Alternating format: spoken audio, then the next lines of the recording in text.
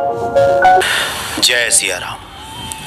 सब सुख लाए तुम्हारी सरना, तुम रक्षक काहू को डरना।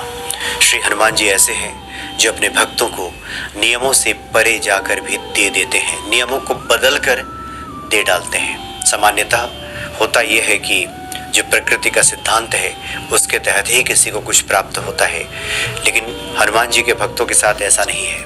हनुमान जी कृपा कर दें, हनुमान जी अगर चाहें तो नियम बदल देते हैं, विधि का विधान बदल देते हैं। और ये भगवान शिव तो ऐसे हैं ही, और उन्हीं के अवतार श्री हनुमान जी हैं जो भवितव्य को मिटा डालते हैं, बदल देते हैं। भावी मेट सकहि त्रिपुरारी, श्री रामचरितमानस में इस बात का स्पष्ट उल्लेख किया गया है।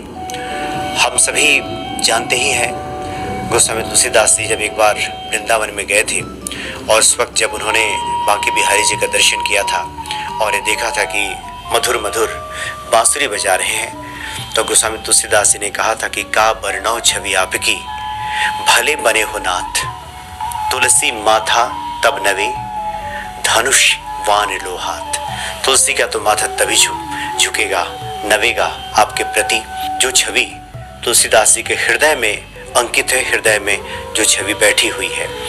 तो हुआ ऐसा कि बांसुरी छोड़कर वहाँ पे भगवान कृष्ण ने राम स्वरूप में धनुष बाण धारण कर लिया।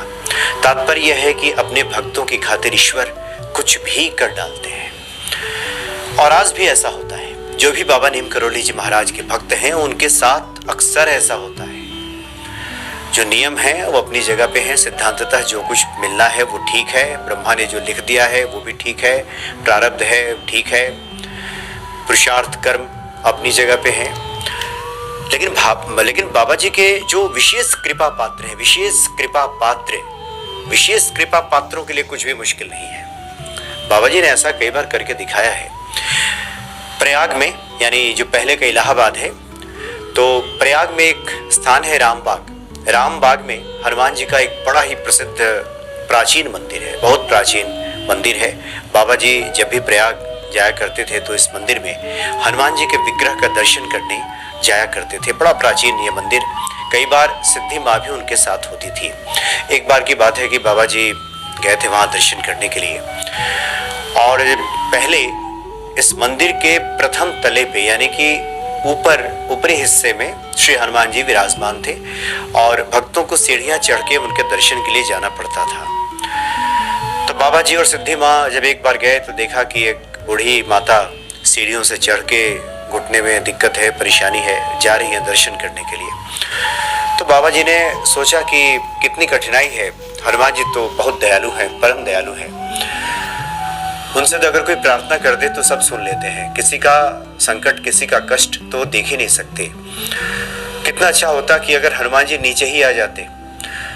सिद्धि माँ ने भी इस तरह की इच्छा प्रकट की, उन्होंने भी कहा कि कितनी परेशानी हो रही है, बूढ़ी माता जा रही है, और स्वयं सिद्धि माँ भी परेशान हुई थी। जब सीढ़ियाँ चढ़ करके ऊपर गई थी तो उनके पैरों में थोड़ी दिक्कत आई थी।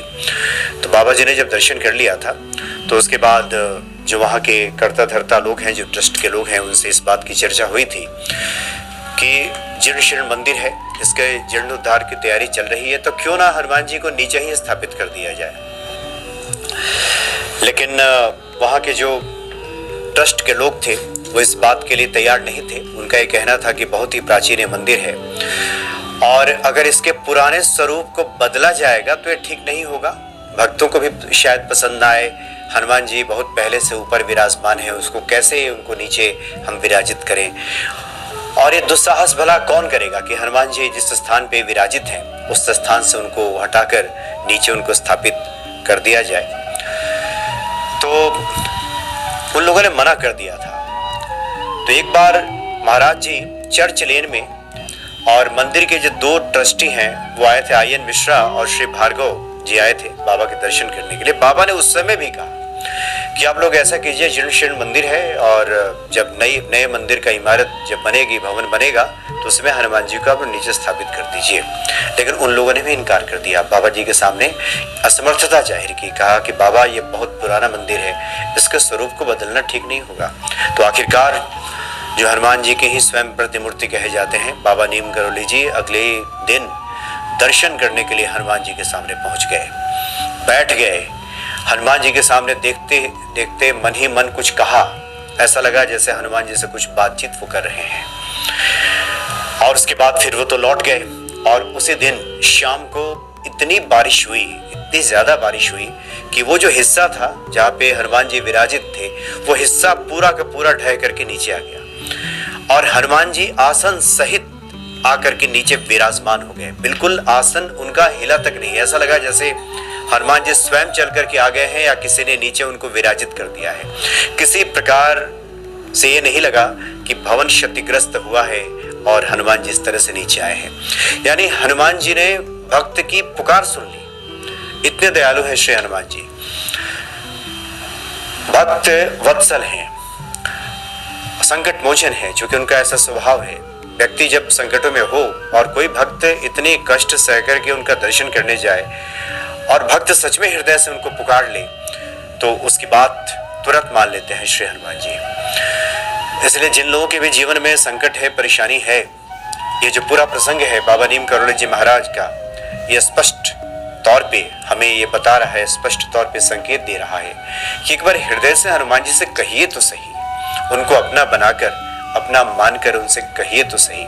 सिर्फ खाना पूर्ति नहीं, रस्म अदायगी नहीं, एक बार उनसे कहें, निश्चित तौर पे हनुमान जी सब बात मान लेंगे। उन्होंने अपना तो स्थान बदल लिया, स्वयं नीचे आ गए कि अब हम नीचे ही विराजित रहेंगे। और आप जब प्रयाग में जाएंगे दर्शन करने के लिए रामबाग में, तो हनुमान जी नीचे ही विराजमान है और बड़ी प्रसन्नता के साथ भक्तों द्वारा जो पहुंचाई गई भेंट है, दी गई भेंट है, उसको स्वीकार करते हैं और सब पर अपनी कृपा बरसाते हैं। तो बहुत ही दयालु है श्री हनुमान जी। एक बार अगर भक्त हृदय से उनसे कुछ मांग ले, कुछ कह दे और वो न माने, ये हो नहीं सकता, क्योंकि उनका स्वभाव ऐसा है कि वो संकटों को हर लेंगे, किसी को कष्ट में देख नहीं सकते।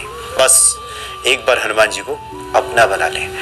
इसलिए हमारा हर प्रयास, हमारी हर पूजा, हमारी हर आराधना, हमारा हर कर्मकांड, हम जो कुछ भी करते हों, उसका मूल उद्देश्य यही होना चाहिए कि उनके प्रति हमारा ये प्रेम बढ़ जाए। उसके बाद कर्म कांड अगर कम भी होगा, एक अश्रुपूरित नजरों से अगर हनुमान जी की तरफ हम देख भर लेंगे, तब भी वो सकल मनोरथ हमारे सिद्ध कर देंगे।